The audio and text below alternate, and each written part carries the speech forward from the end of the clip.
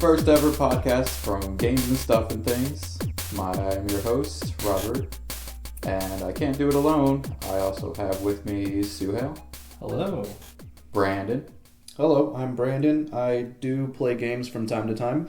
And Dylan. Howdy. Well, Brandon over here threw me out. Was I supposed to give more than just a hello? Am I supposed to be ready? You know what? Sorry, I rehearsed that. So, Brandon's the charismatic one.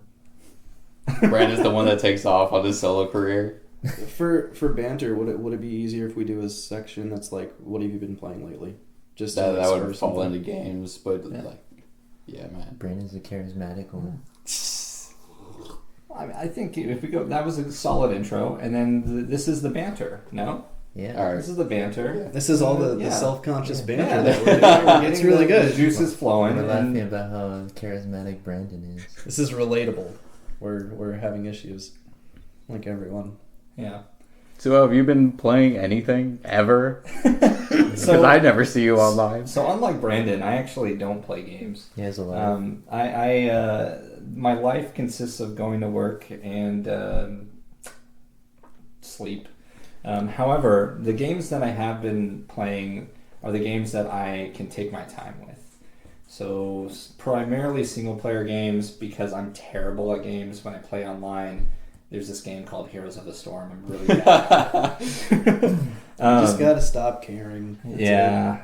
I just don't want to let my friends down, and I feel like that's a lot of the pressure. So for me, Dude, don't I'm worry. always single Scuba lets player. us down all the time. Scuba does it on purpose, it seems. So like you're good. But yeah, single player games for you? yeah. I get it, man. So like for example, God of War Ragnarok. They released the DLC, the Valhalla DLC, and I was playing that, and it was just honestly the game, in my opinion, was already perfect, and it was just kind of the cherry on top. It was something that they didn't need to do, but they did, and made me as a fan of their work just love them even more.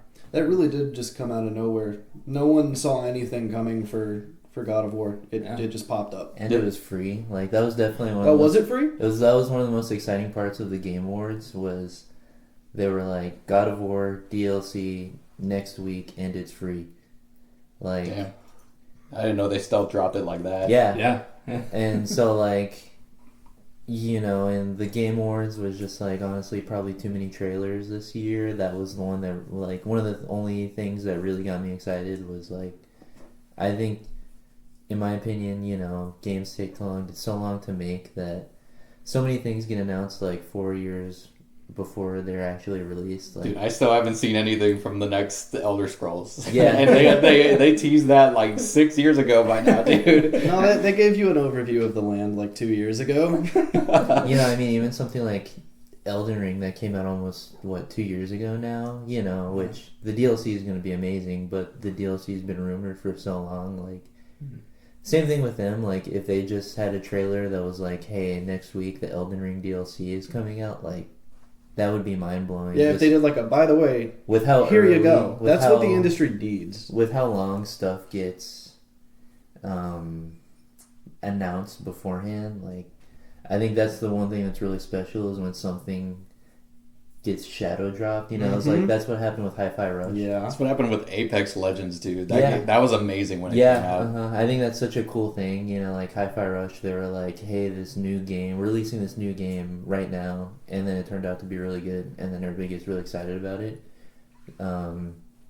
compared to, here's an Elder Scrolls trailer that we haven't started working on yet, you know, like... I'm curious if it's almost somewhat more ethical as developers instead of them like announcing, hey, we're doing this, and then there's years of delays or things that, you know, whatever happens, right? And then there's all this unnecessary hype, and then when the game does release and it doesn't meet a lot of players' expectations, do you think that maybe this could be just a way of trying to circumvent those negative emotions released with the game? Or? I mean, I think just games in general, like, are so big and take so long to make now, like, it's a lot easier, I would imagine, to drop a DLC for a game of God of War, to drop a game like Hi-Fi Rush that nobody knew of or heard of beforehand. Like, Mm-hmm. you know, you don't need to build up that insane amount of hype that you would if you were gonna drop like all of God of War. Mm-hmm. Like, I don't know. Especially in both of those cases, they're from very reputable developers, so it's like it wasn't just this is an indie game, here you go. Yeah. This was Bethesda, here's Hi-Fi Rush.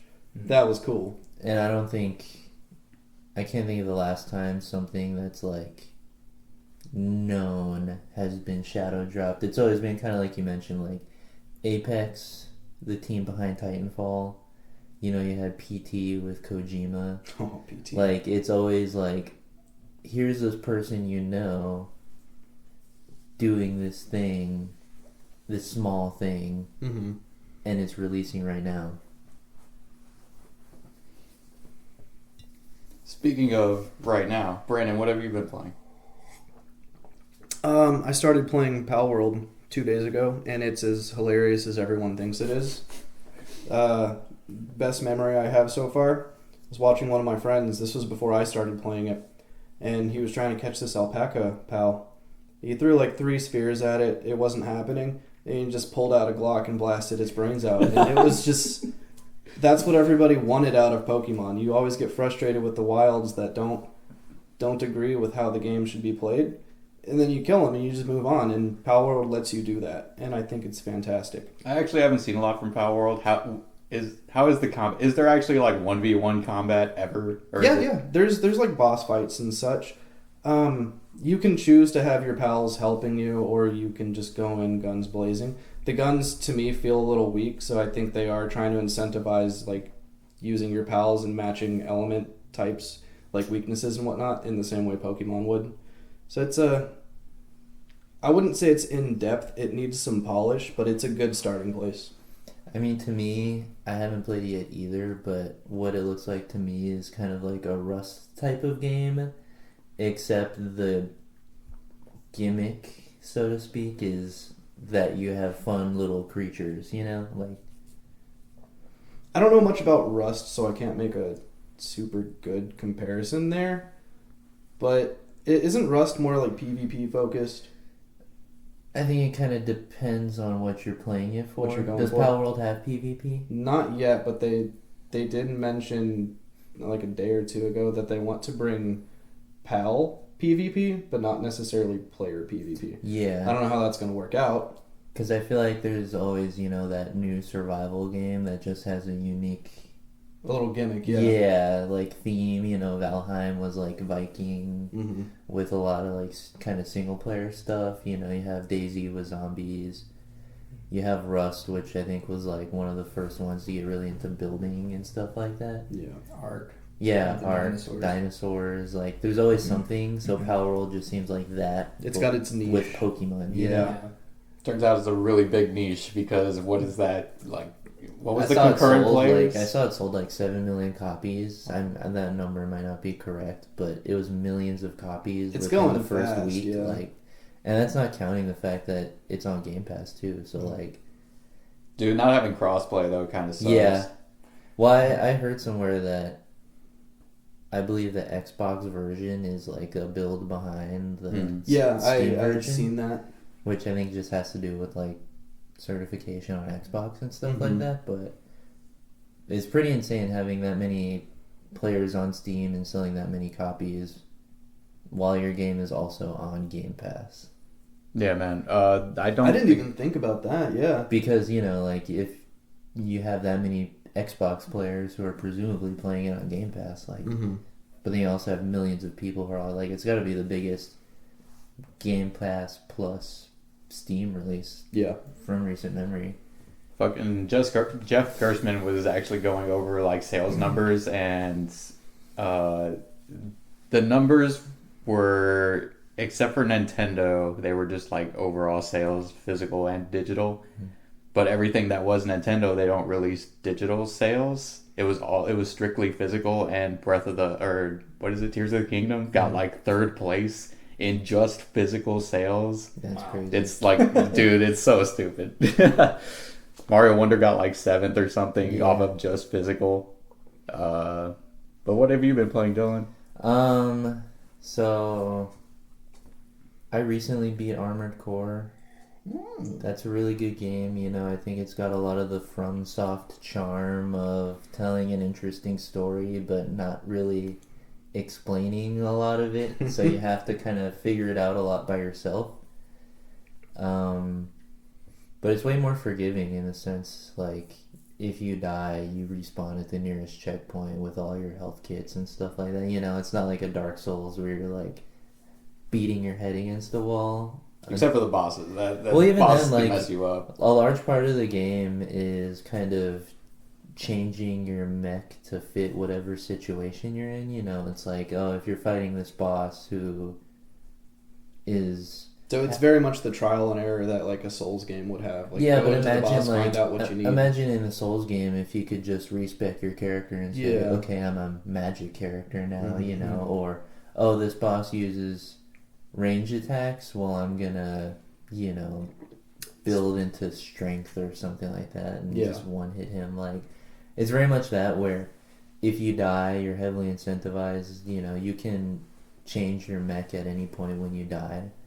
It almost forces the player to get good. Yeah. Forces them to be very versatile. Yeah. And everything. So that's really cool. One of my when I was playing that, I started with like a very run-of-the-mill character, like mid in everything. Like, it could take hits, but it's got good mobility and like decent fire. Like, everything was like in the middle. And I had collected enough money to like do a full overhaul, so I put tank treads on my shit and like 2 10 capacity missile launchers. So I had like 20 missiles and 2 Gatling guns. Yeah.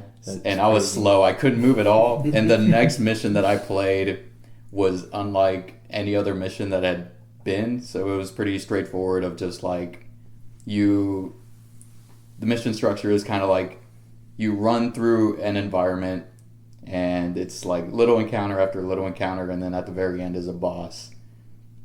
And it's very fast paced. You can just fucking blaze through the whole thing. The next mission that I loaded in with that new heavy mech one was the stealth one, where you roll through an abandoned town and there's invisible dudes that are sniping you, and it's fucking eerie as shit compared to the rest of the game. So I was like this big heavy thing that could barely move, and all of a sudden like something in the distance is like sniping at me, and I would just run cover to cover up to it, and then be close enough that the radar could lock onto it and just send 20 missiles at that motherfucker, dude. It was so cool. That's awesome.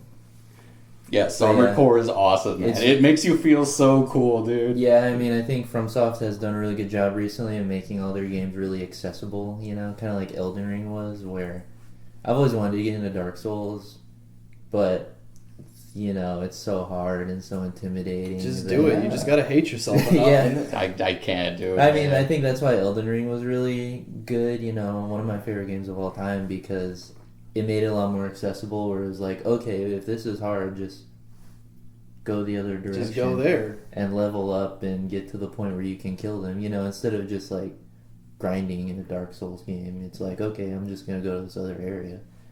I feel like Armored Core does something similar, where I feel like all of the games have been really intimidating, of super in-depth. I've seen people, like, have to hold their controllers backwards to, like, control the robot, like, in a really precise way.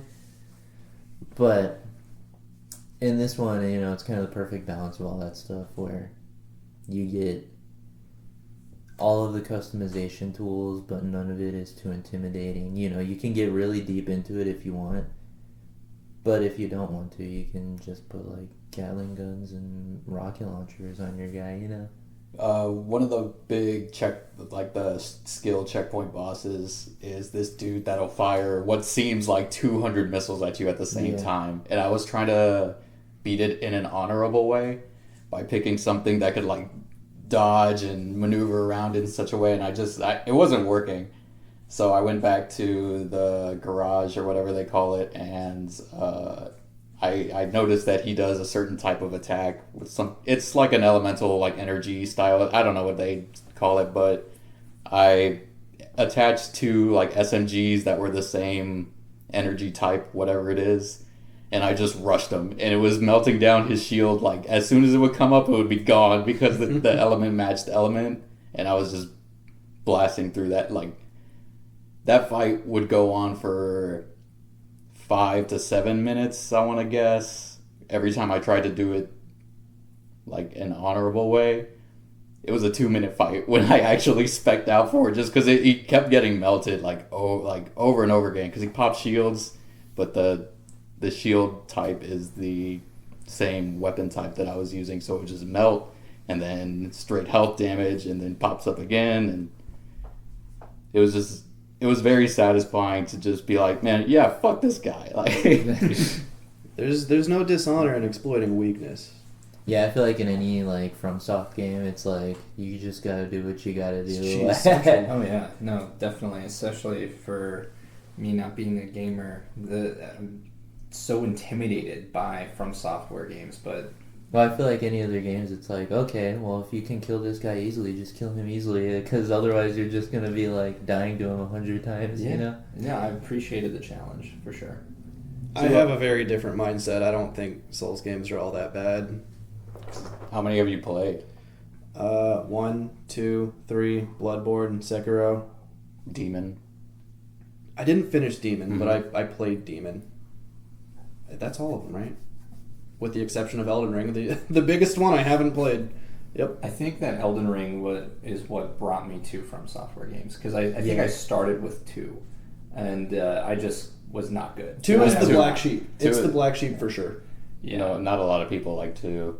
Yeah, so maybe that could have been it. I'm just going to chalk it all up to me just not being good. And for me, when I play video games, I'm just looking for more relaxing. All right, had a long day at work. I just want to chill, have fun. And when I was playing Elden Ring, I was having fun, but at the same time, there was a lot of rage. No. There was a lot. It was a lot of frustration, and I think that for me personally, great games, beautiful games. The combat is at times hilarious too. Mm-hmm. Yes. But I think that I am more of a fan of more casual games. I beat Elden Ring for the record. I beat it just once though. I did not Yeah. do Same additional here. games. That's don't know. impressive, though. I didn't know you beat Elden Ring. Yeah. There was I forced myself. I even beat who's the waterfowl? Melania? Yeah, Melania. Yeah, it's been a minute since I played it, so Melania. I beat her, and yeah, no.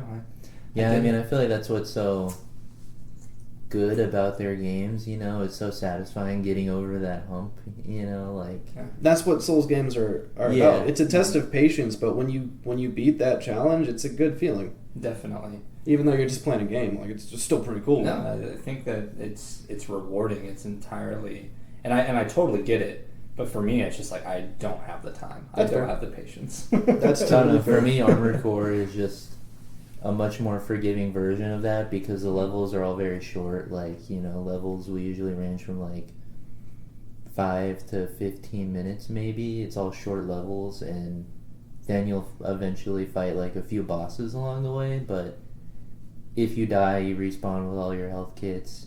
You can change your mech at any point to That's one thing I loved about So- it. Yeah. like, you know, it makes all of that stuff a lot easier, where there is a lot of bosses that I had, you know, I died a lot to, but it didn't feel like something like Dark Souls or Elden Ring where it was like, okay, I die and now I'm all the way back at this point and I have to walk all the way through all these people I already killed. Armored Core, it's like, okay, I died, but I'm respawning right outside the boss area, you know? Mhm. It's not It's as devastating.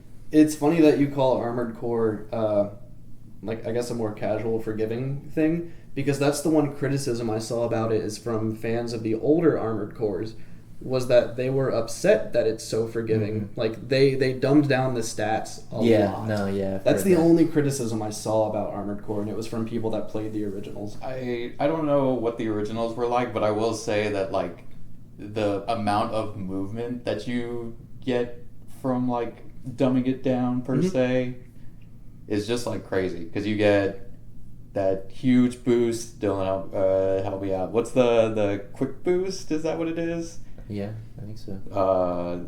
There's the dashing, and just like if you spec into it, you move so crazy fast that you're like strafing through cities and like they can't even touch you, man. All those little guys, you just shred through them, and it makes you feel cool. And even the bosses are crazy. What was that? It was a boss that was shaped like a furnace. You know what I'm talking about? Not off the top of my head, but the ice worm was definitely like one of the best FromSoft bosses ever. Like, there are some moments in the game that are like some of the coolest FromSoft moments because they do like incredibly huge scale mechs with your buddies kind of fighting, and it's just super cool.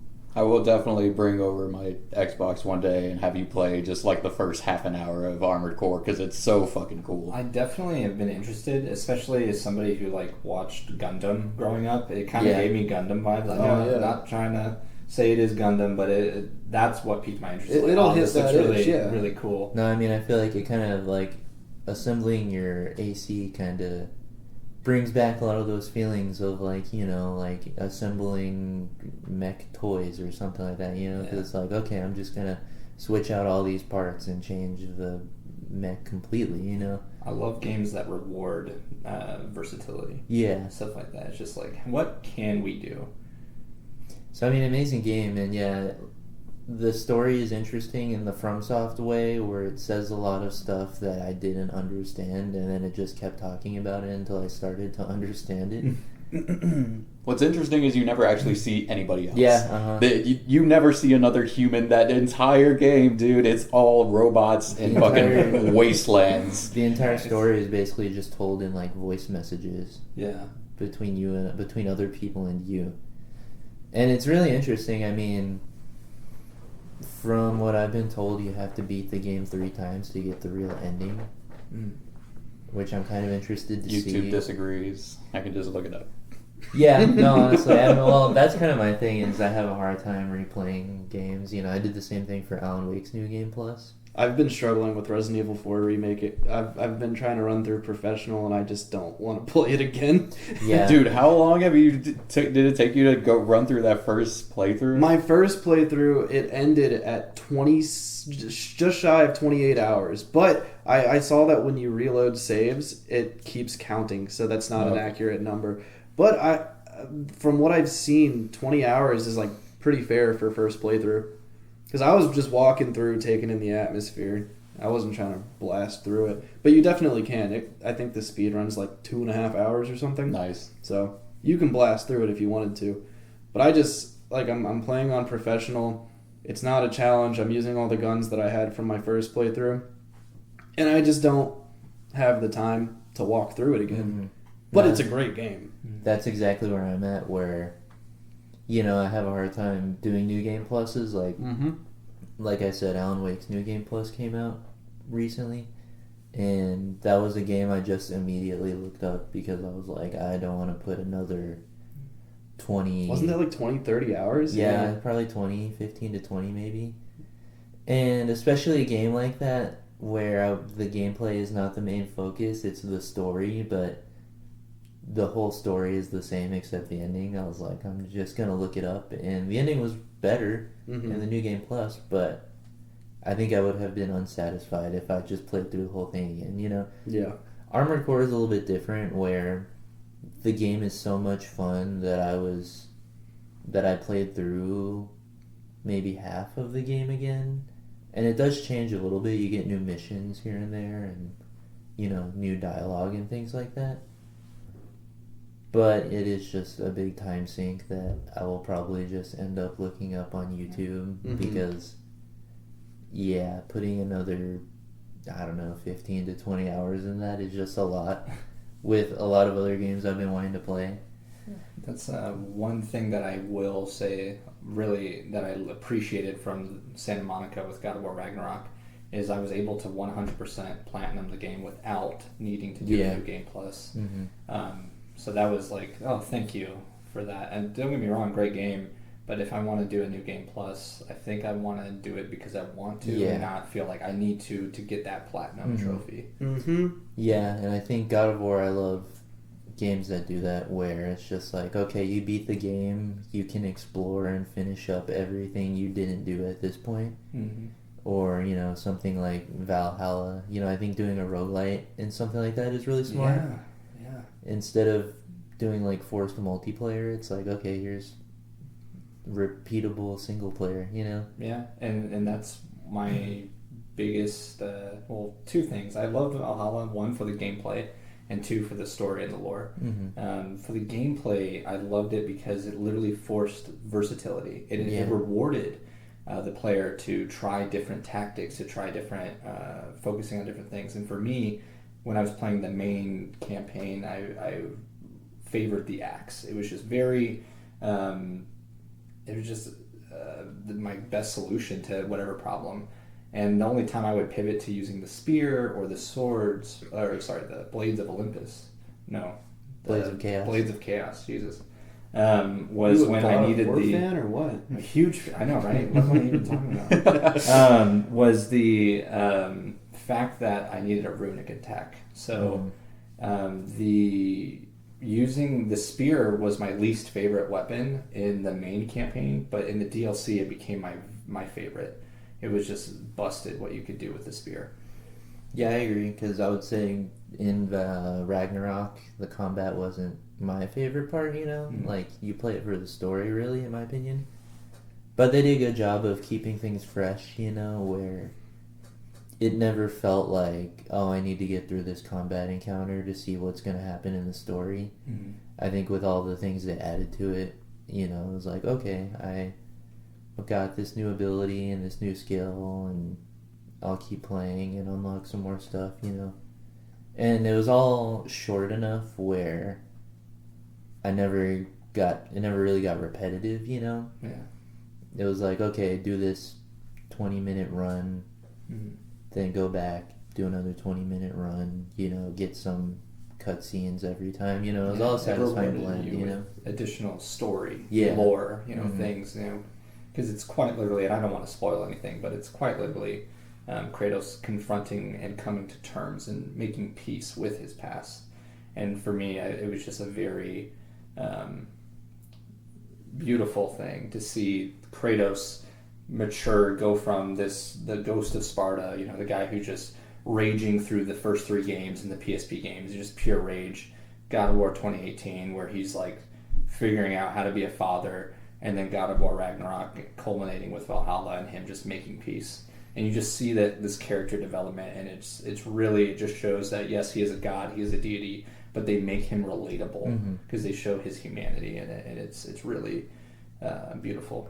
Yeah, it was a really great prologue, because I feel like you never know with one of those, like, DLC, especially because Ragnarok ended really well. I feel like it would be really easy to kind of mess that up. Yeah.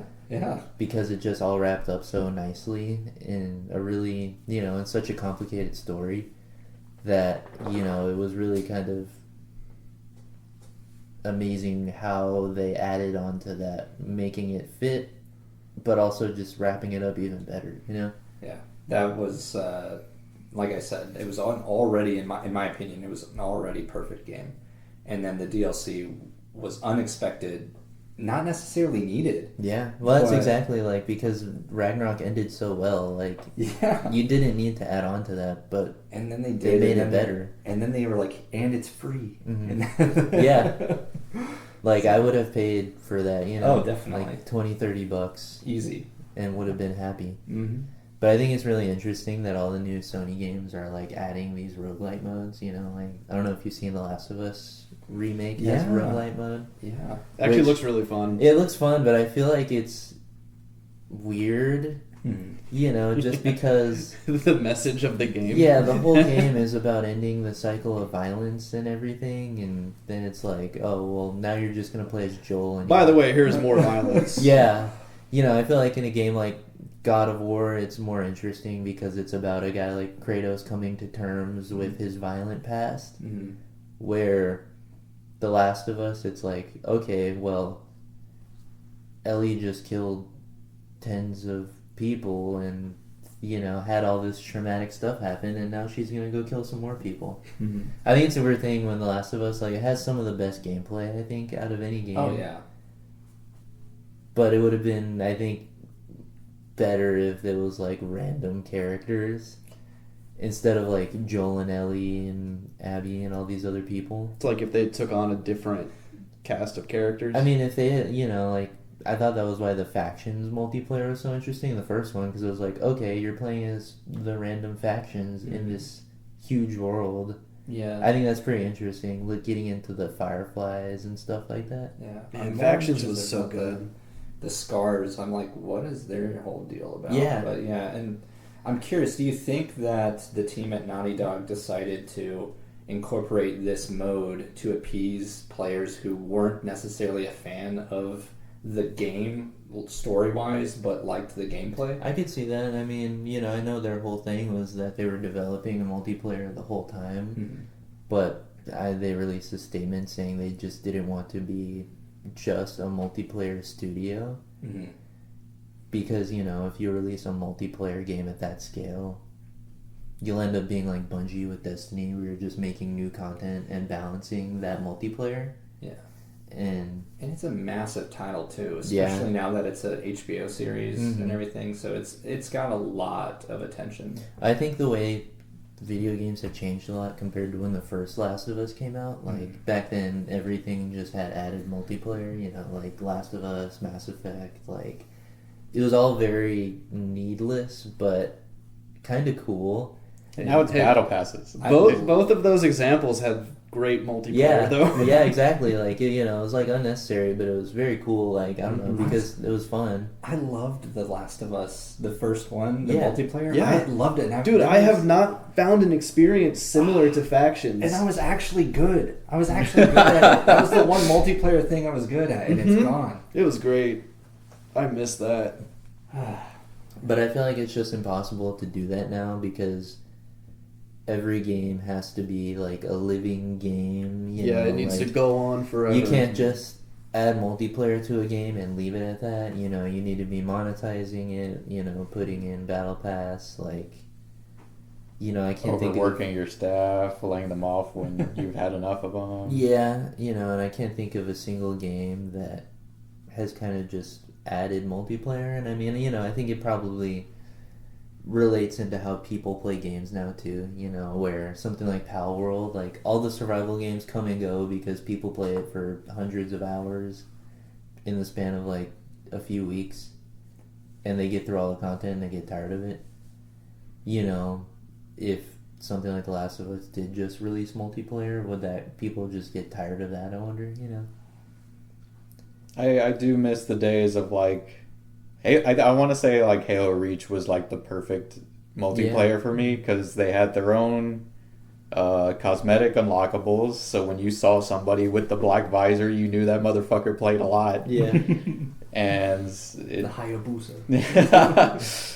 Yeah, exactly. Those are good examples of like when you saw that armor set or that piece of gear or that color. The flaming helmet from Halo 3. Dude, yes. And now in Infinite, it's just like that motherfucker spent a lot. Yeah. That motherfucker paid for cat ears, dude. I mean, even like Call of Duty nowadays, like, I would pay for Nicki Minaj. Nobody really cares about Modern Warfare 3 or whatever is the most recent one. Everybody just cares about Warzone because that's the active one that's always being updated, like.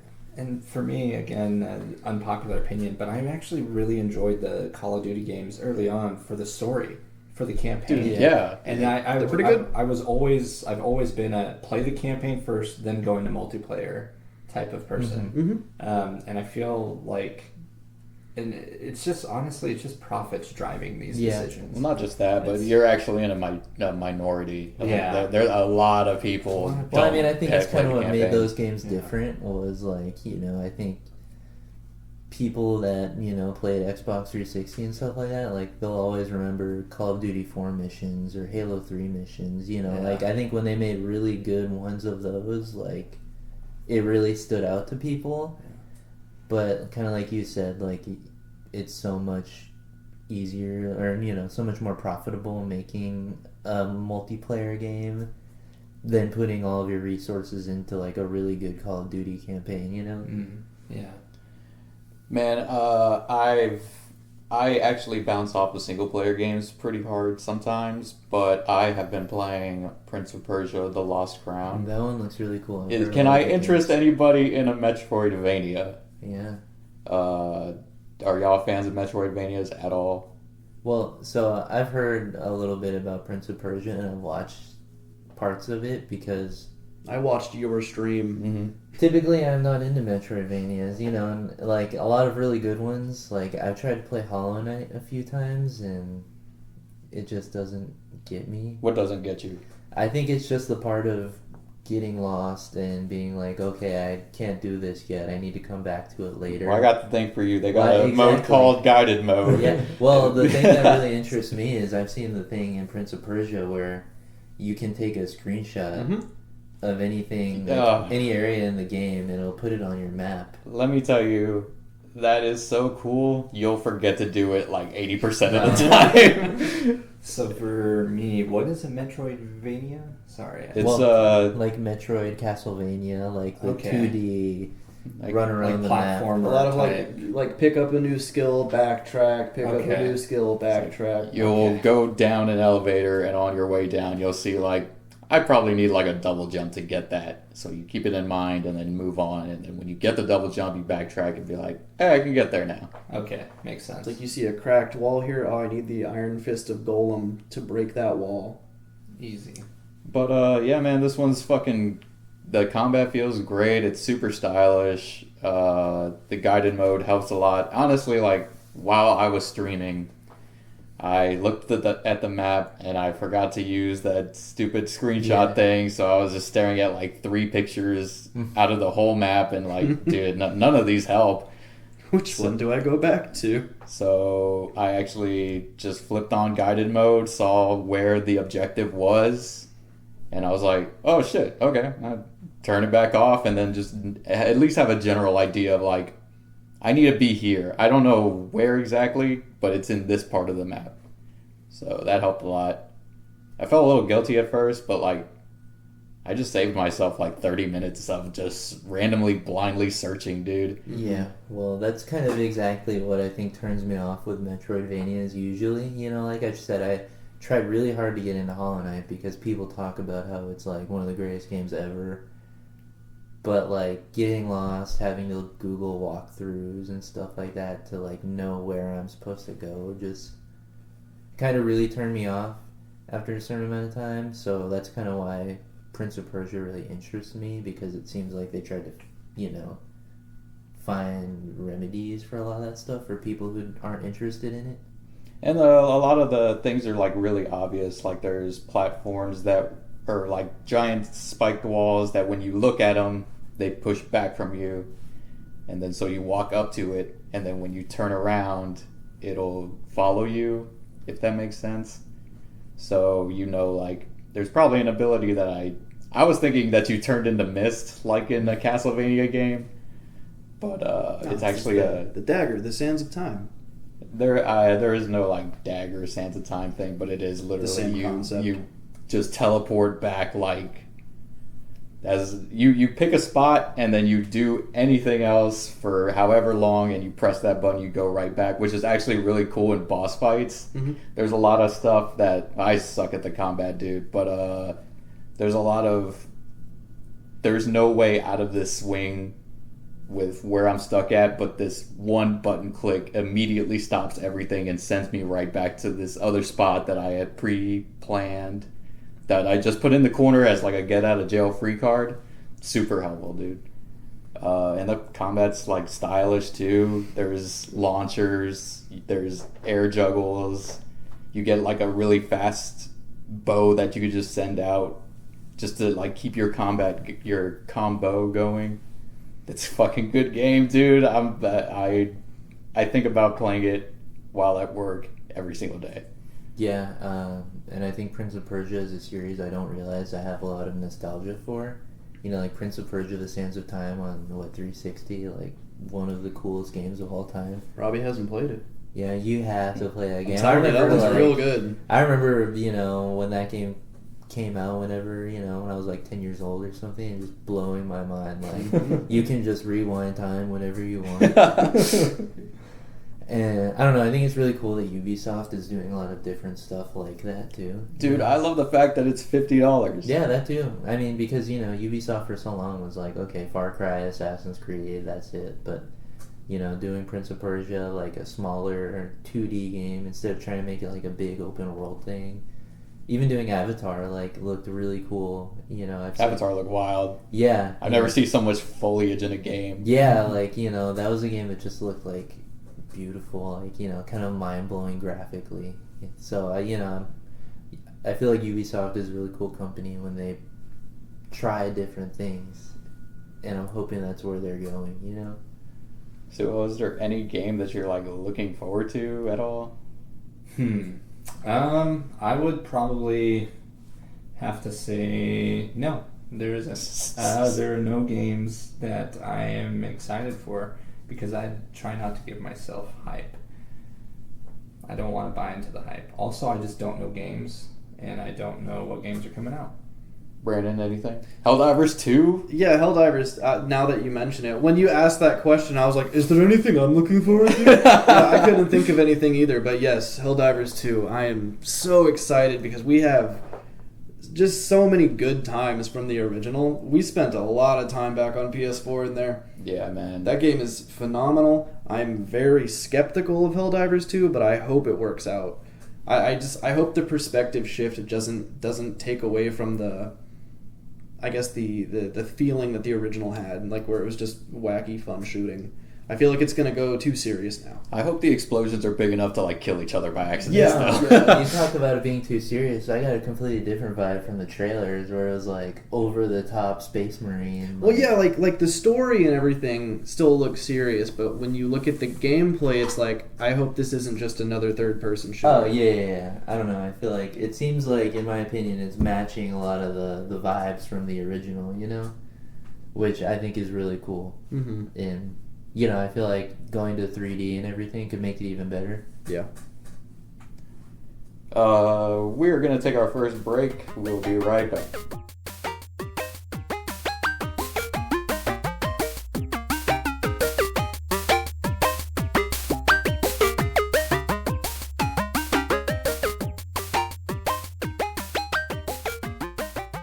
Cool. We're back on. So, on the break, Suho discovered he is actually looking forward to something. Yeah, and this just speaks to how much I don't play games, right? But I was a huge fan of the first Hellblade game, Hellblade: Senua's Sacrifice, and I realized that the sequel, Senua's Saga, Hellblade 2, is coming out later this year, around May timeframe. So I'm definitely hyped for that. The first one for me was just a really great all-around game. It had a great story. I loved actually one of the first times I looked into the making of the game. They had like a team of psychiatrists and psychologists that they to help capture what it is to how to convey what schizophrenia feels like. So the game is highly encouraged that you wear headphones when you play it. And they do a really good job of having like the voices sound, and it's just an all around just great game. There's like puzzle to it. The combat is fun. The story, you really feel for Senua, which is who you play as, and I'm really excited to see what they're going to bring in the second one. It is pretty cool seeing it get a lot of like hype and recognition, because I felt like the first one was a pretty small release. Mm-hmm. Then I know this one, they had like a huge thing at the Game Awards for it, where they like played some songs from it and had some big trailers. So it is really cool seeing it get a lot of hype and recognition. Like, I'm curious to see what they can do with like bigger budget, bigger release. Yeah, definitely. You're also a fan of Dragon's Dogma? Yeah, Dragon's Dogma, the first one, was amazing. This was kind of... it definitely took me by surprise as a casual gamer, because their saving feature, I got a little far into the game, died, and then realized that I had to start all the way over. So it was kind of, you could say, my first Dark Souls-like or FromSoft like game.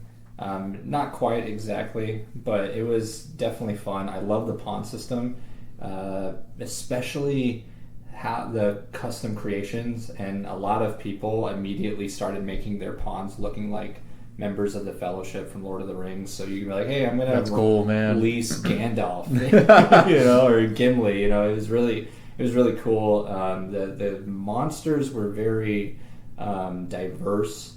I felt it was just a fun game all around. Like, I just enjoyed it. So I'm definitely excited for the second. Did you actually take any advantage of the climbing? Because that always looked interesting to me. Like, is there monsters that you need to climb on to like do anything specific? I do recall there was a couple. It's been such a long time though that I really couldn't speak knowledgeably on it. But definitely there was a couple boss battles that used that. I remember playing a demo for it. I didn't play the full release, but I played a demo, and the boss of the demo, it was like a lion with like a scorpion tail. Those have names, but I'm not remembering. Chimera? Yeah, it was a chimera. Yeah. Yeah. And they did use like the jumping on it thing, but it was really janky. Yeah. But it was cool at the time. Yeah. I mean, because I didn't play the original, I feel like it, from what I know, it did a lot of weird and new things. Yes. And it was kind of janky because of that, but that was kind of what made it so cool. Mm-hmm. Kind of like when Demon Souls came out. Everyone was like, this game's weird, but it's cool. Because, I mean, from, everything I've gathered, Dark Souls games got so much better than Demon Souls, but it was, like, the first one to really do things like that. Mm-hmm.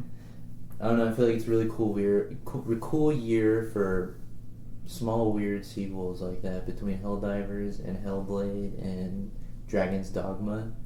Yeah. It's like these small games that somehow got a fan base and got pretty popular, and they're all getting sequels now. True, yeah.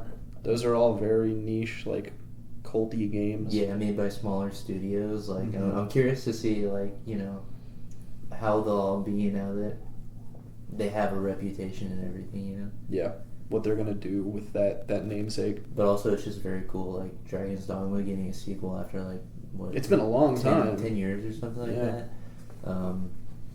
Hellblade getting like a lot more recognition. Helldivers, getting a sequel at all, considering it was such a small game when it first came out. This fun little arcade game. Surprise. It's crazy how every time we jump into Helldivers, there's still people playing. Like, yeah. You can go in there and there's several lobbies. No, most of them aren't full, but there's like 2 people, 3 people. They're always there. It's like so weird, but like, cool to see like a small game like that just have a fan base still, Yeah.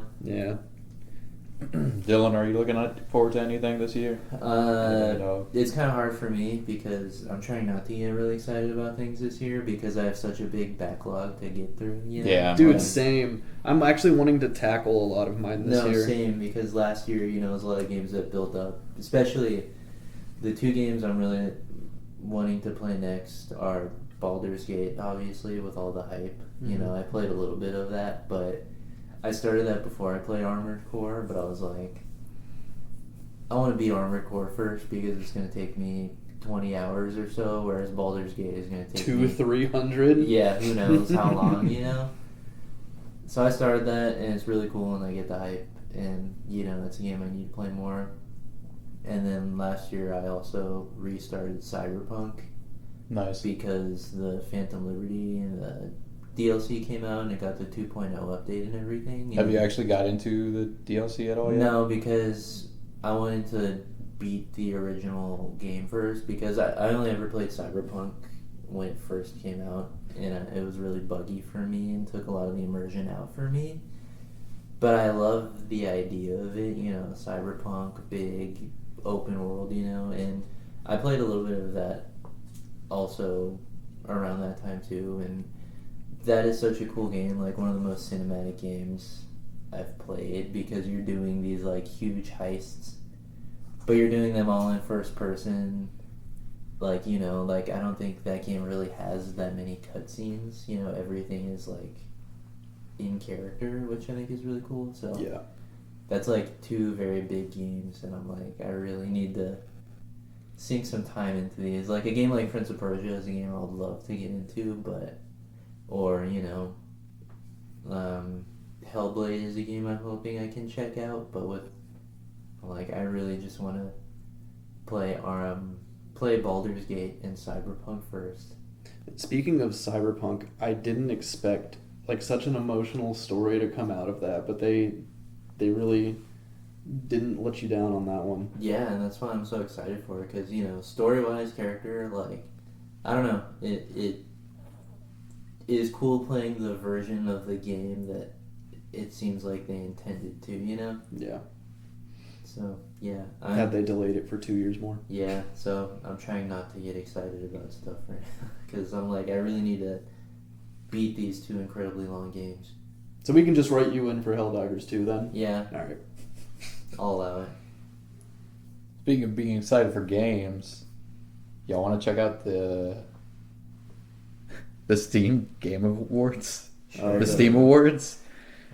The Steam Meme of the Year Awards? We are moving in the news. Next year is just going to be all Pal World gaming.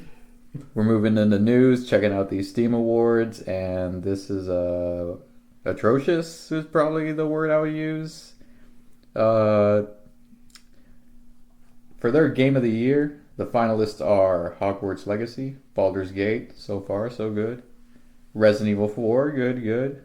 Lethal Company, an early access game that, like, yeah, everybody's enjoying it right now, but no, like, honestly, Lethal Company, like, for me, it's up there. But Game of the Year, It's just a walking simulator. It's one of the best fun. experiences I've had with the game in a really long time. but Game of the Year, like, maybe the funny. It's one of the only games that, like, you know, I don't really use TikTok, but I was like, I want to go on TikTok and look up some Lethal Company funny moments, because...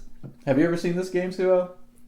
Very little. I think I've seen you guys play a couple times. Dude, you would have so much fun in it with us. It seems like an Among Us type. No, well, kind of, yeah. Well, so it's like, imagine Among Us, but kind of just with proximity chat, and like it's the best use of proximity chat in any game I've ever played. But we're not hunting each other. It's like it's PvE technically. You're not fighting. We're looking for so, trash. So when I say Among Us, I don't mean gameplay wise. I mean more so in the sense of like how it kind of came out of nowhere. It got a lot of hype. Everybody was streaming it. Everybody's like loving it. And now it's a staple of meme culture. And I'm not dissing Among Us at all or this game. It's just more of it seems like it just kind of came out of nowhere. No, and I think you're right, where like Among Us, you know, like it wasn't any kind of like groundbreaking game or anything. It was just simple, it was about fun. having stupid fun with your friends. Yeah. That's exactly what Lethal Company is, you know, it's not like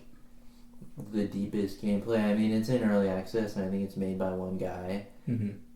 But it's like, the best use of proximity chat and like, man, probably simultaneously like the funniest and scariest game I've played in a long time. It's not scary, but like It's when shit goes down, it's fucking scary. like you're just chilling, talking to everybody, and like when you're getting hunted by monsters, that's like scarier than like, because you can't fight back compared to like a Resident Evil, which, you know, is a scary game too, but it's like, okay, I'll just shoot this guy. And Lethal Company, like, if you get hunted, you're screwed. Like, you know, if you have monsters following you, you just have to run. You need the shotgun mod. Turns that game into Doom. Modding the Lethal Company is the mod's so definitely, fun. you know, it's kind of like reminds me of like Skyrim mods or something like that, where it'll keep the game alive out of like sheer community and stupidity. So Lethal Company Game of the Year? No. For me, it's up there. Like, No. Up there, sure. Game of the Year. Lethal Company. It's not my game of the year, but it's one of like one of the best multiplayer experiences I've had in a while. It is truly unlike anything else because you're just bullshitting with your dudes, and then all of a sudden, while your back is turned, one of them gets snatched away, and you can't hear that motherfucker anymore, and you're just like, Brandon? I played it the other day with some friends, and we have this mod where the landmines play the reverb fart sound effect, you know, and so, you know, the whole premise of the game is you walk into this giant area and you're collecting objects for money, and monsters are there trying to kill you, basically. And so I was watching two of my friends, and they both walked in, and there's this guy called the Coil Head, which only moves when you're not looking at him. And so they were both there, and they're like, oh shit, he's in the other room. And so one of my friends was like, I'll just watch him the whole time. You run into the other room and, you know, try and find some loot and stuff like that. And so he's standing there watching him, and the other guy runs off, and you just hear the fart sound effect, and his body goes flying into the room. Like, That's great. some of the stupidest moments, like, and just most ridiculous. One of my most recent like funny moments was we were just searching around like normal, and I turn a corner like fast and walk, and like boom, landmine right there. I was like, oh shit. And then one of the little loot bugs was like walking by, yells yippee, because we have the fucking game on it, so it's yelling yippee, and it steps on the mine, kills both of us.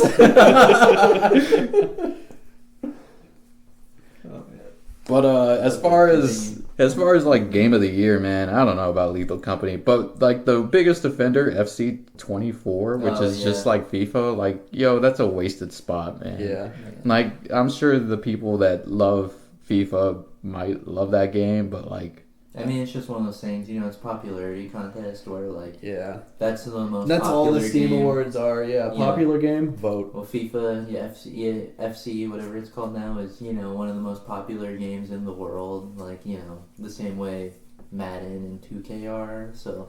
well, luckily the community has our back, and they chose Baldur's Gate as the game of the year, which hell yeah, I'm all about that. Labor of Love. This one's gonna be. This is where shit starts getting bad. Labor of Love, pretty much they're intending that title to be about like how well did the developers support the game, and Continued development. These finalists are rough, but the game of the year is one of the worst offenders, which is Red Dead 2. Yeah, didn't they? Like, Which hasn't gotten an update in years. Yeah, I was gonna say, didn't they like purposely stop updating that game? Yeah. They're still it's making just- a killing on 5. just 5 would belong here and not just- Red Dead 2. Just the meme award, you know. Mhm. The meme awards. of I the mean, year. Labor of Love. Like I said, I gotta go Cyberpunk for that because Honestly, yeah, and it's not even a contender. Yeah, man. yeah, it's a game that I didn't enjoy playing because of how buggy it was 3 years ago, and you know now it's like legitimately great. Yeah. But dude, the rest of the finalists aren't even like, it's just not what comes to mind for me, which is Rust, Apex Legends, Deep Rock Galactic, and Dota 2. Deep Rock Galactic has Deep Rock really is the good only spark. one that does come to mind in that. Right on, man. I mean, yeah, the rest are just really popular multiplayer games, you know. Like, I feel like there's always divided communities of people that hate every update and people that love every update. The next category is Best Game on Steam Deck, and the finalists are Hogwarts Legacy, Bro Tato, Outlast Trials, Dredge, Diablo 4. What would you even like? What's the criteria to end up on this list, though? Like, are we talking about optimization? Are we talking about the fact that the game supports being on a handheld? Like, I really don't. I mean, I would assume they mean optimization, but Hogwarts Legacy had optimization issues, so why is it there? for me, like, disclaimer, I don't own a Steam Deck, but I feel like Dave the Diver would be the perfect Steam Deck. Yeah. That's a good one. That's an indie feeling game that you Yes. like. You know, You it's- do a day and then you can put it away. You can play it in 20-minute bursts, and it's just, you know, like a really easy pick up and play game. Yeah. Do you think that it's more so like the fact that it was Hogwarts Legacy simply because, similar to when Skyrim was ported over to the Switch, it was not the most smooth experience for Skyrim, but it was just cool being able to play a game like play it. Skyrim, Yeah, I can see that. mobile. The next category we got is Better with Friends, which is the finalists are Dark Tide, Party Animals, Lethal Company, of course, Sons of the Forest, and Sunken Land. I've never heard of Sunken Land, but I agree with those. That's the only category that's pretty fair. yeah, man. Dark Tide's cool. Lethal Company is amazing. Party Animals is fun. Sons of the Forest, like y'all have enjoyed that. The following category, Outstanding Visual Style Award. Here's another crime against humanity. Cocoon, which I support. High on Life, which I don't support. Atomic Heart, Inward, and Darkest Dungeon 2.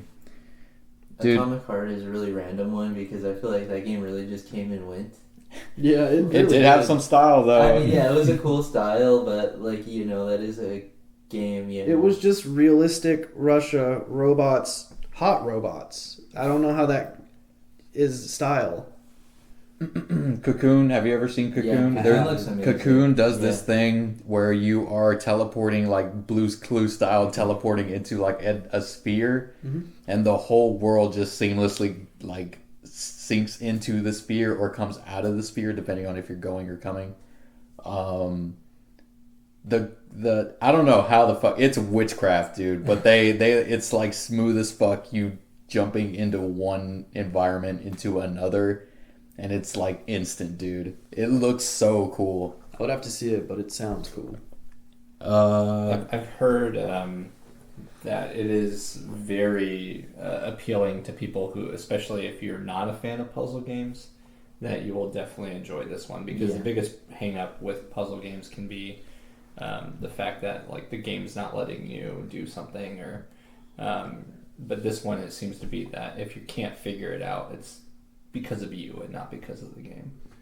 But like High on Life, like That's also very random because did that come out this year? if it did, it didn't feel like it. I It don't felt like think it did. felt I like think so it long got ago. a DLC. Because But I don't think it I remember released checking in it out 23. because it was on Game Pass. but, Oh yeah, like, that's the biggest offender. I just scrolled down to the next category, and it's so fucked, dude. Most innovative gameplay award, and it went to Starfield, bro. Oh, Dude. Yeah. Dude, and Shadows of Doubt is right there. Yeah, Shadows of Doubt is like crazy conceptually.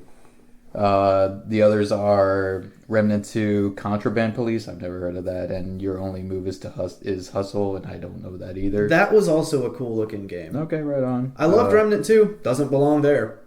Yeah, for I feel innovative I feel gameplay. like Baldur's Gate would even be a good game for that, you know, because I feel like they really kind of perfected the Yeah, man, like D&D style. dude, dipping Yeah. your weapon in oil, like somebody had a crossbow, dipped it into oil on the ground that was on fire, and then shot the flaming arrow into somebody. That's so cool. But fucking Starfield, man. All right, look, like I love Elite Dangerous.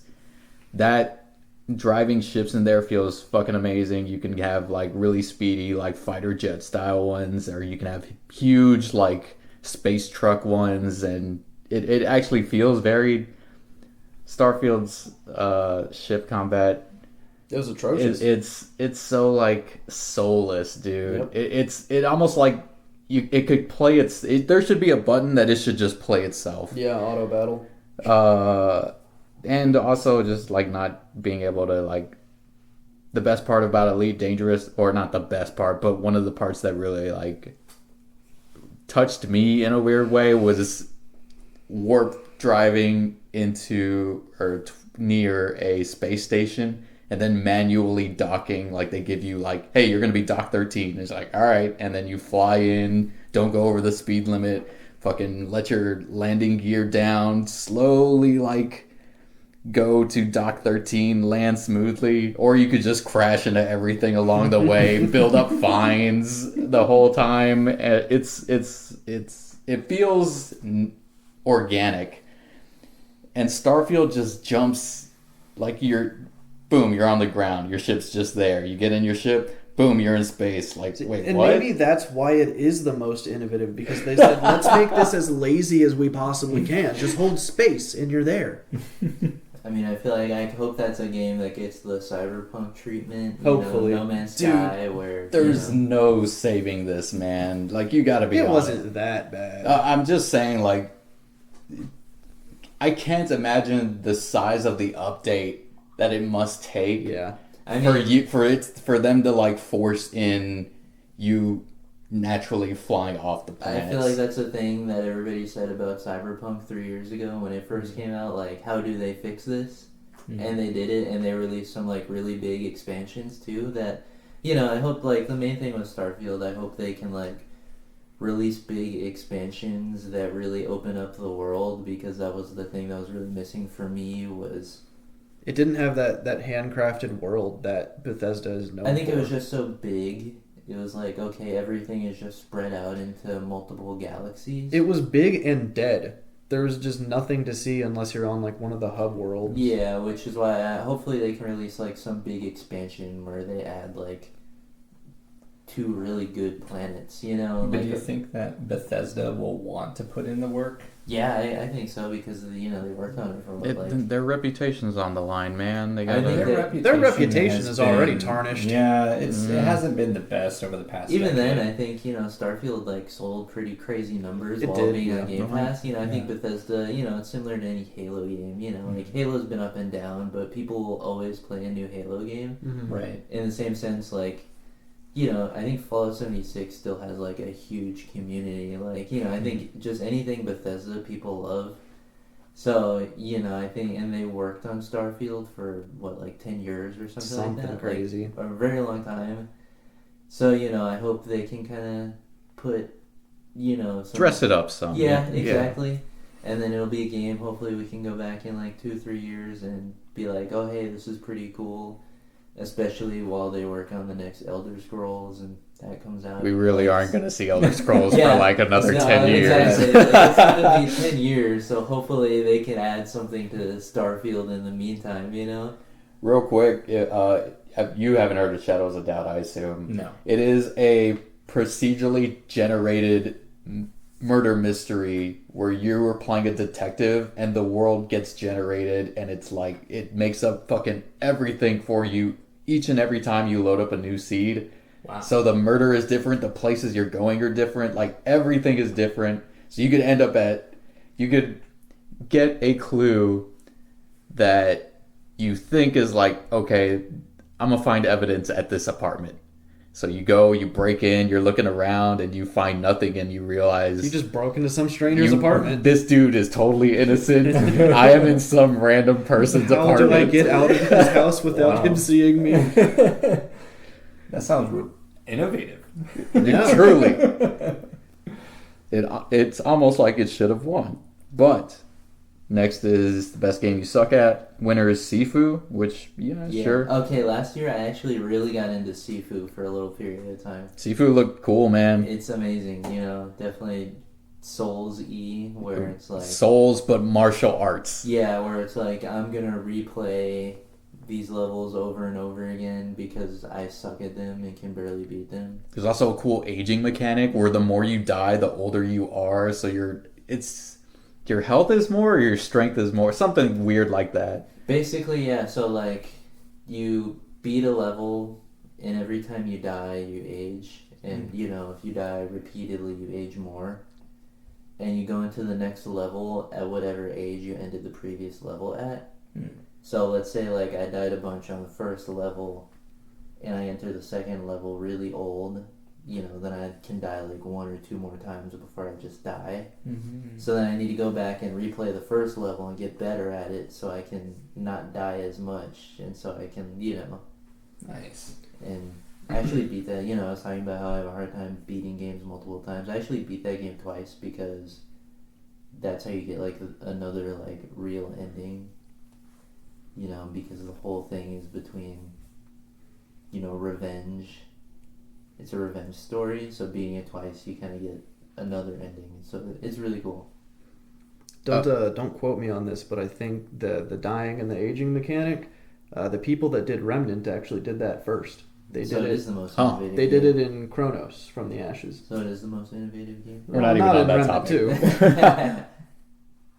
The following, this is just a reminder, it's this topic, or the award is called the Best Game You Suck At Award. The others are Street Fighter 6, sure, Lords of the Fallen, sure, FIFA. That's or- funny because that's another game that really kind of came and went, you know? Yeah, man. I really like Lords of the Fallen idea, like a really chunky, meaty Dark Souls, but Well, because I remember the original didn't. This one was very much like they changed the style a lot, didn't they? I looked nothing into it. But the other games are FC 24, sure, and Overwatch 2, which definitely not. Like, Overwatch feels like, yeah, there is a competitive level, but it should be, like, casual enough for anybody to join, unless they just completely diverted away from that. And I have no idea. Best Soundtrack Award is actually, the winner is Last of Us Part 1. Did that game come out in 2012? Yeah, that's funny. That's, as a huge Last of Us fan, that I actually disagree. Great game. I literally have the soundtrack on vinyl. I cannot disagree more. Stop doing that. The other finalists are Hi-Fi Rush, Chance of Sonar, Persona 5 Tactica, Tactical, yeah. and Pizza Tower.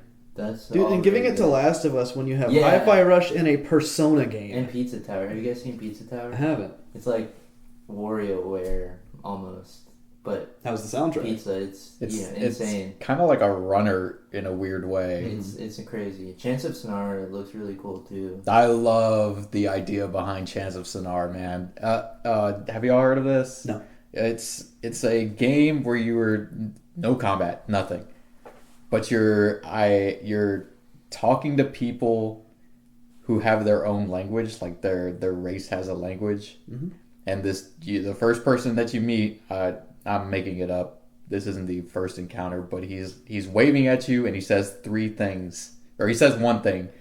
So it lets you like type in whatever you think it is. So he's waving at you, you assume it's like hello. Yeah. So you type in hello, and then the next person you talk to, he sees you and he says like three things or something. And he waves and he's making like a hand motion. Once again, this is all fabricated, but you get the idea. Yeah. But it autofills that first word because you already made the guess. So it autofills hello, and you have to guess the other two words, and it keeps going like that. But later on in the game, as you're making guesses based off of like pictures or what people do, you take a guess of like, these people are kneeling down and like hands up to the sun. So you take a guess, you're like, humans praising sun or God or anything you think, and then later on it'll autofill other people saying, so it just keeps building like that, and eventually you have the whole language figured out and you move on to a different race, and they have their own rules, they have their own way of like talking and like saying like even things as minute as like plural. So when you see two humans next to each other, on you, when you write their guess, it just says human because there's two. Mm-hmm. But later you find out that the two means like plural. Like it only shows two, but they mean like multiple. So you just get clue after clue, and eventually you have a whole language built out, and it's crazy. I've never seen anything like it. You know what I would call that? I would call that innovative. Yeah. Anyways, best soundtrack, definitely Hi-Fi Rush, because, you know, the game was built around the whole soundtrack, kind of. Yeah, and not a re-release of a game that Yeah. came out 10 years I ago, think which Hi-Fi Rush was really innovative, too. Like, you know, making it a rhythm game, but giving a lot of tools to kind of stay on the rhythm. I've seen a lot of people say that a lot of like hack and slash games are already rhythm games because you're pressing the buttons in the combo in a certain time already. In a way. This is the only game that's like actually setting it to a beat. Yes. the next category we got is Outstanding Story - Rich Game Award. The winner is Baldur's Gate, which fuck yeah. The finalists are Jedi Survivor. This Japanese game that's called Love Is All Around. It's like a girlfriend simulator, I think. Okay. Sure, man. Liza P. and Resident Evil 4. Dude, I'm giving Game of the Year to Baldur's Gate. Of course it's going to win this category. Kind of sucks that Alan Wake didn't get voted for that. Dude, where is Alan Wake Man. anywhere It's not on on Steam. this? Oh! It's not on Steam, it's an so it got Epic game. blacklisted. Wow. That's rough, man. I mean, I was just happy that Alan Wake got like recognition at the Game Awards and stuff like that, you know? Because another game that is really weird and got a sequel 15 years later. Yeah. The next up is Sit Back and Relax Award. Dave the Diver actually won. Yeah. But the finalists are Potion Craft, Coral Island, Train Sim World 4, and City Skylines 2. Dude, the Diver was definitely my relaxed game. You know, I think I beat it over the span of like 8 months. It was like whenever I was bored and didn't have anything to do, I was like, yeah, I'll play this for an hour. Next up on the news list, we have this kid who got a kill screen on Tetris. A 13-year-old kid, which I should have opened this up earlier, but there it is. Blue Scooty is his username. Do you know what it takes to get a kill screen on Tetris? Because I don't. But There's the general so many idea, techniques yes, that go into it. I mean, also, it hasn't been done in, what, the 50 years? 34? Is it 34? some number of years. Yes, 34 years that it's been out. It's never been done before. And it's like, the story behind it is kind of crazy because it's just like decades of people figuring out like, okay, at this level, the blocks fall so fast that you actually can't throw them all the way over to the side of the screen. So we made this technique where you like tap, like you hold the controller in this weird way and you like mash it on your other hand so you can press it fast enough to go over.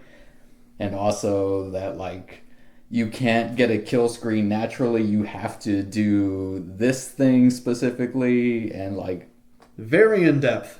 it's Very in depth. nuts. And this 13-year-old kid got the first kill screen ever, and he even messed up because you can't get it like at any point. It has to be at specific like dude, I'm blanking on the word. Margins is probably the word I'm looking for. Like you have to, it's some rule. It's kind of like frame perfect, right? No, not necessarily. It's just a crazy rule of like you have specific levels that you can only do it at, and you have to get a one line completion instead of like 3 or 4 or any other number. And he missed the first checkpoint that so he actually had to keep playing longer than he needed to, and then do it again. And he did it, and he broke down in tears and like was just in shock. And his mom came through and was like, "You all right there?" He's like, I just killed Tetris." And she's like, "Oh, that's unbeatable." nice. Good for you." Like she was positive, but man, That's amazing. then the story is soured by this news reporter who went on, and her job was to present this as news. So she does, and then immediately downplays the whole thing by saying like, "Oh, if that were my son, then I would tell him to go outside." Yeah, she said something like, "Go outside and get some sun." Beating Tetris isn't a life goal, and it's just like, dude, this kid's 13 years old. What the fuck is life goal? Like, come on, man. Yeah. That same reporter covered another story prior to that about another kid that was playing darts and did something crazy, and she thought that was great. But no, a 13-year-old plays a game and she says, "Oh, go outside." I don't know. I'm very excited to see what like kids these days will like. What insane video? Like, how good will they be at video games when they're in their 20s or something? Like, I mean, I definitely think that us growing up, that was definitely a more common mentality. Like, video games will get you nowhere. You gotta go outside and play. But nowadays, I would almost encourage it, incentivize it. And you start seeing, I mean, look at the esports community and how far that's come in the past decade. And look at, I was driving down the road the other day, and I even saw an esports like after school place, where you can enroll your kids and they would essentially teach you. So it's definitely something that is a little taboo for the older generations. But I think it's just becoming more and more common. And at the end of the day, it's entertainment. Yeah. I don't think it's any different in enrolling your kid or in after school like sports, like Little League or something like that. It's drama or anything else. Right, yeah. It's just a simple fact that it's associated with that whole stereotypical living in the basement of your mom's house, just morbidly obese and all these other things. Dude, I'm just really excited to see how good like casual gamers will be in 20 years. Like, when we grew up, we were playing PlayStation 2, PlayStation 3, like, imagine growing up and using, like, a mouse and keyboard and playing, like, Counter-Strike or Valorant or League of Legends or something like that, like, ever since you were a little kid, like, Yeah. and just... He's gonna be controlling actual wars. It's gonna be like Ender's Game. I feel like it's like when you watch basketball now and it's like, oh, everybody's 7 foot and can dunk compared to watching basketball like 50 years ago. Like every kid 20 years from now is just gonna be like an insane League of Legends player or something like that. And at the end of the day, 13-year-old kid did something cool. Don't be an ass. Yeah. It's should be encouraged. literally your job to like present it as a story piece, not like give it this backhanded fucking. It's so shitty. Yeah. But yeah, that's the end of news. I would love to have emails. So anybody that's hearing this, just, dude, send anything. Like I will filter through every single question. Send it to the YouTube. That would probably be best for me. I don't have an email set up at the moment. But I stole one, which Dylan would appreciate. This is from an old Giant Bomb podcast. So hopefully I get this wording right. Listen up. You are in a fight to the death with the man equal to your size. You are offered an I believe it's aluminum. Maybe it doesn't specify. You are offered a baseball bat or a 6-inch non-serrated knife, knowing that the one you don't take goes to your opponent. Which one would you choose? Anybody? I'm going for the bat, solely because of length. It's going to be a thing of reach. The knife, don't get me wrong, is going to be... You know, actually, now that I think about it, I'm going for the... Wait, it's an aluminum knife? No, aluminum bat. 6-inch non-serrated knife. I will give you the option. It's against myself. I'm going for the bat. I think I would go with a knife because I don't think I trust my physical strength to mess somebody up with a bat, you know? It's way easier to mess somebody up with a knife than it is a bat. I initially had the same mentality of the reach of the bat, but I feel like I can shrug off a hit from a bat better than I can a knife. I mean, especially if the it's bat like... connects with your head, you're like... Well, I mean, you can throw an arm up and I don't think catch I'm it with like your a forearm. physically intimidating person, you know? So like having to swing up like a bat would take a lot longer. Yeah, someone's just gonna laugh at me if I do that. But if I have a knife, fair. they're a little scared. You know, now that I think about it, because the best way you to win can probably a knife wield fight, a bat better. Yeah. To be fair, the best way to win a knife fight is to get a gun or to run away. Yeah. And if you are in a knife fight, you're going to get cut. So if I had the choice of wielding a knife or fighting somebody who's wielding a knife, I would rather wield a knife. So yeah, I guess now that I think it through, the knife is probably the better.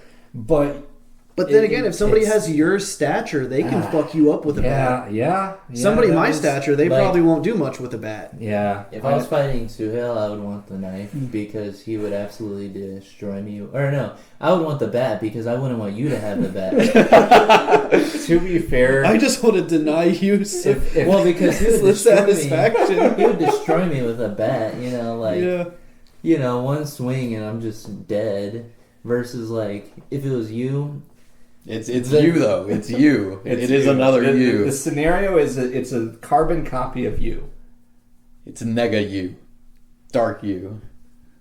I'm taking the knife. Yeah. Is it a 6-inch blade? 6-inch non-serrated knife. That's all I know. Okay. Yeah, definitely the knife. Because if it's a 6-inch blade, like, you win. Because are the serrations meant so that when you stab something, you can take it back out? You can do that with anything. I've heard that if it's not serrated, it just gets stuck. It might get stuck. I would imagine serrations would get stuck more. Yeah. Because I but imagine it's a serrations vacuum. will do more damage.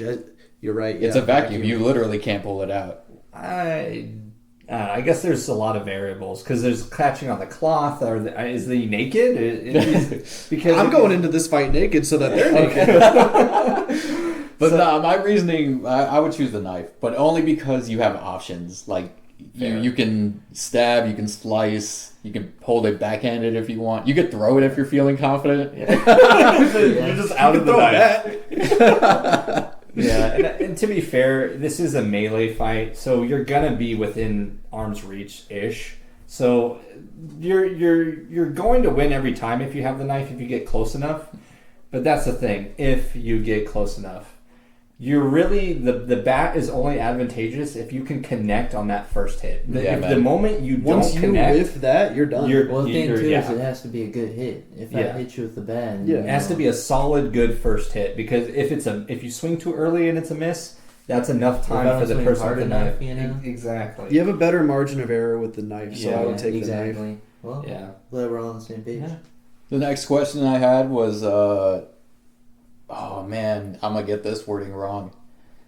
Do you consider Ryu a wizard? Does he cast Fireball or Dragon Punch? Does martial arts, like bleeding into magic, count as him being a wizard? Well, I feel like if you're gonna say that, then you would have to make the argument for the various bending of elements from the Avatar: The Last Airbender. So would that then mean that all of the airbenders, the waterbenders, the firebenders, etc., right? Would that mean that they are simply wizards of their element? Well, I don't think Ryo's a wizard because I don't think he reads books. Fair. I think he pumps iron and he's just like Liu Kang. Yeah. He is so strong that when he punches, it does create fire. It's the friction. It's science. He's a physicist. Is Liu Kang a wizard? No, he's fire god. He's a god. Raiden. Yeah, he's also a god. He's just a guy now. Yeah, Liu Kang. Liu Kang's not a wizard. Yeah, certified not a wizard. Yeah, I think I agree. Yeah. He just pumps a lot of iron. Yeah. Next question I got, something just randomly came up to me. What childhood games and or consoles? I want to start with you, Suhail. Sega Saturn. Sega Saturn. I know nothing about the Sega Saturn. Please educate me. Okay, so I guess it's not the most popular console, right? And this, for me, was the most nostalgic one. Don't get me wrong, the Nintendo 64, the SNES, PlayStation 1, all those other old retro consoles are really good. But for me, it was the Sega Saturn primarily for a couple games. The number one game, Primal Rage. This was a fighter game in the Mortal Kombat side, and these were when like the whole platformer like fighter games were first coming out. This one was amazing because it was literally dinosaurs. And then they also had like these monkeys. Then one of them like farted. He like threw his farts at you. And it was just amazing. As a kid, that was amazing. That's just Reptile. And then the other one was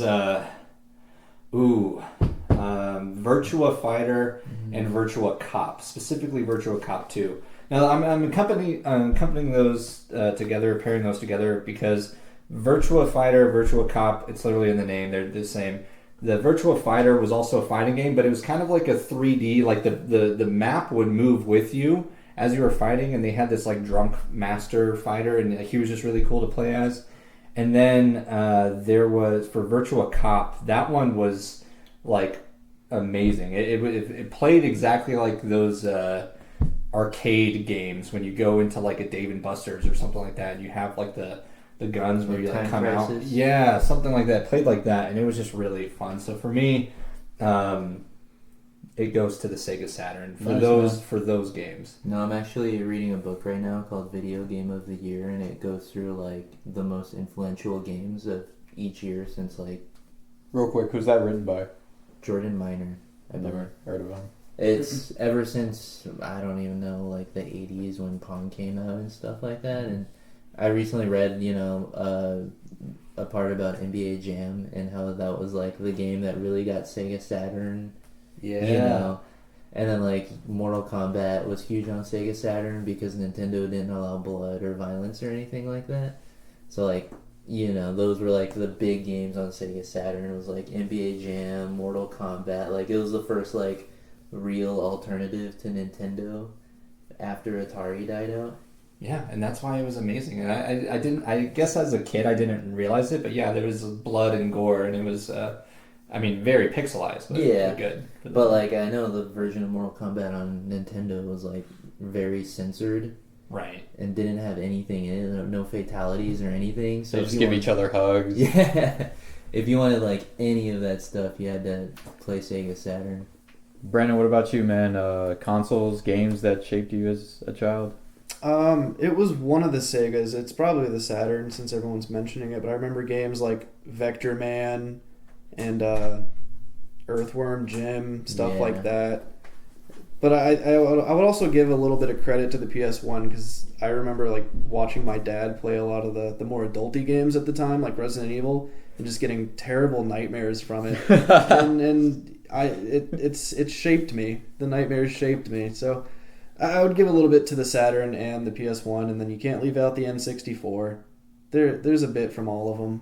Real quick, I remember seeing my cousin playing Resident Evil on, I want to say it was a 64, but I could not remember. But it was just scary as fuck, and I was a child trembling right next to him, and he got attacked by some crows, and I was like, I can't sit through this. Dude, This I is remember freaky. specifically there was one night where I was having one of those nightmares that just would not fucking end. I was in my parents' bed, and every time I would fall back to sleep, the nightmare would just keep going.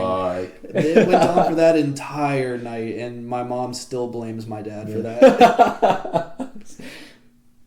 Dylan, please educate me. What about you? I mean, for me, the biggest one that comes to mind is probably PlayStation 2, because I think that was the first console that I really got into, like, by myself, you know? Mhm. Like, you know, my uncle had a Sega Saturn, I played a little bit of that, you know? It was mostly, like, stuff that I wasn't really playing and, you know, like, progressing in on stuff like that. I feel like the PlayStation 2 was the first console that I really got into on my own, like, Tony Hawk games, obviously, like, defined the era. I remember getting really into Final Fantasy games on the PlayStation 2.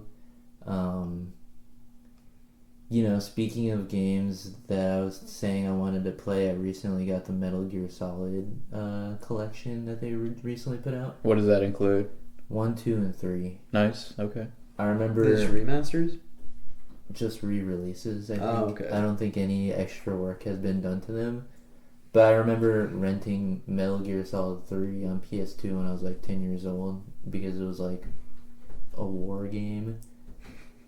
And then I had no idea what was happening. It was way over my head. Yeah, what a terrible jumping on point. Fucking Yeah, right. Metal Gear is like the most weird thing. Yeah, I remember And you playing, look like, back at it now, and you're like, I still don't know what's going on. because I remember, you know, being really into like SOCOM and Ghost Recon and those games Yeah. on PS2. And then I saw Metal Gear Solid 3 and I was like, oh, I guess it's another one of those. Could not be further away. Why am I wearing a box? That was your first exposure to anime, dude. Yeah, that was my first exposure to like government corruption, I guess. You haven't been the same since. Yeah. But nah, man, mine is definitely like just anything Nintendo on the way up. Like I started with Super Nintendo and N64, GameCube, and then from there I diverged 360, PS4, and so on. As far as childhood goes, like I've had a couple of good ones, but like, dude, I think I just like I really owe it to the 360 of all things. Just like, I was never really like a sociable person online. I don't like putting up pictures of myself or anything, but like, for some reason, having no camera, no way to see who you're talking to, but hearing them, and all, you're just bullshitting while playing games, and you fucking make friends naturally. Like, dude, I still think about some of the dudes that I just met through matchmaking on Halo 3, man. Like, Yeah, those That- custom games, man. Those were lawless Dude. lands. I mean, it's really crazy thinking about like being, you know, a part of that stuff when it really got going, you know, because like I remember playing online on PlayStation 2 and I had like the big adapter you had to connect to your PS2 and like how bad that stuff was. you have to pull a ripcord like a lawnmower. Yeah, so it's really cool, like, you know, thinking about like 360 and being a part of like when online games first started getting really big, you know, Halo and Grand Theft Auto and Call of Duty and all that stuff. It was such a more innocent time, man. Yeah. Like, there's something pure about it. I mean, I think about this a lot. It was too, pure in the most unpure way. Yeah, I mean, I think about it a lot. I feel like everything is kind of just so like milked for cash now. Yeah. That, you know, it was really cool playing like, oh, this new game called Call of Duty just came out. You know, like It was a stuff lot like more that. competitive, it felt like. And there was a lot of, like, Star Wars Battlefront 2. Or, no, that was the original Xbox. But Lord of the Rings Conquest. Yeah. That was also, like, a lot of really good Lord of the Rings games came out on the 360. Yeah. But, oh, my God. Gotta owe it to 360, man. Yeah. Respect. Whenever somebody mentions their 360 days, I think it's so crazy how much of a different community there was on PS3. Because Yeah. in PlayStation lobbies, people did not talk. Yeah. Mhm. We Well, were just like- there to shoot people. Yeah. But like everyone on Xbox has like these massive friend groups that have lived for decades at this point. But people on PlayStation were just like, yeah, I played games. Resistance was fun. Yeah, it's funny thinking about that, you know, because like I had an Xbox and my cousin had a PlayStation 3, and I would hang out with her, and you know, we would play like Skate, and you know, a lot of really random PlayStation games that came out at the time. You know, Killzone. yeah, we got really into that game, Fat Princess. You remember that? Yeah. Like really random stuff, and you know, you wouldn't talk to anybody or meet anybody, and yeah, crazy how different it was. And that's not to diss the PlayStation games. They just did not have the same community. It was just so much weirder, you know. Yes. Xbox had Halo and Call of Duty and Gears of War and all the popular shooters. And we had Little Big Planet. PlayStation is a lot of like Yeah. weirder, you know. Loco Roco. Yeah, I mean, I guess like, honestly, you know, it's a lot of like more unique like Japanese games and stuff like that. But some really strong titles, too, Yeah. like God of War. And Yeah. then Killzone The 2, Last of Uncharted. Us, right? Yeah, no, and it's just... You know, I think that's kind of why the PlayStation has kind of stayed where it's at compared to Xbox, kind of falling off a little bit. I think as people have moved away from those like single player shooters like Gears of War and Halo and Call of Duty, you know. Yeah. Like whereas PlayStation still has God of War. It's also and crazy to think that Grand Theft Auto 5 was initially released a PS3 on game the and PS3 and 360. 360. yeah, Still it's- going. And it's Still killing it, dude. going. yeah. I remember playing the online the day it came out. Like I remember staying up until it launched at like 5 a.m. or something like It was that. so I remember, shitty. I remember waking up and like nothing worked because so many people tried to play it. I think that another game that was just crazy to think about that released on the 360, and I think it was the last time I went to a midnight release was for Skyrim. Yeah. And I went to that remember, too, yeah, yeah. that GameStop that we went to. We waited online. We were at the One of our friends got the tower, not the Yeah, tower, the statue. Yeah. they got like the. I was so jealous. I was like, oh, I can't afford that, but I still got a copy. Dude. I skipped school the next Yeah. day. My mom approved it. Yeah. I mean, it's crazy to me thinking The Last of Us came out on PS3 and like Yeah. we're still talking about. I think they've released 6 versions of 2 games. I think right, like for The Last of Us over the span of like 10 to 15 years. Like Yeah. that's something That's crazy. How many How Resident much Evil sells? 4s have there been? A lot. Oh my God. A lot. Speaking of remakes, Final Fantasy VII is being remade again for like the 7th time, probably. That's interesting. 7 squared. Yeah, that's coming. That's coming up. But I don't know if you can really call that a remake since they're actually changing Yeah. the story around. From what I know, they It's a changed it, like- reimagining. Oh, Yeah, they okay. remade. Alright. This is part 2. You know, and it's like, yeah, they turned it into some huge thing. I don't know. It's cool but weird. But Well, I'm excited. yeah, I don't know. Yo, call it Modern Warfare Remake 2019. That was so fucking sick, man. And then like they came out with Modern Warfare 2, and it was like, okay, they're slipping, but like they'll get it next time, and then next Wasn't time was Modern like, Warfare 3 and Modern Warfare 2 remake? Yes, you're right. There's Modern Warfare 2 maps in Modern Warfare 3. Yeah, because Modern Warfare 3 is the newest one, and it has Modern Warfare 2 maps. I mean, that's just the most confusing thing ever. There's even incredibly plot confusing, points. especially when we're like, yeah, Call of Duty Modern Warfare. Which one? Yeah, Like, GameStop you know, and- it gets hard enough with like, you know, God of War 2018 versus the original and stuff, let alone like Call of Duty that has, 15 games at this point? Like, Right. 15. That's generous, dude. Yeah, in the past like 5 years, 15. Well, that's everything for us. Thank you for watching. You can catch us on Twitch. I try and stream every afternoon if I can. The YouTube, which I upload every stream. The Spotify, which is where you're going to hear this. And yeah, man. Join our Discord. Let us know what you think. Discord, thank you. Join our Discord and let's just chat. Play some games together. All right. Cool. Thank you for having me. Yeah. Thank you. Thanks for everything. I'm going to go play Pal World now. See ya.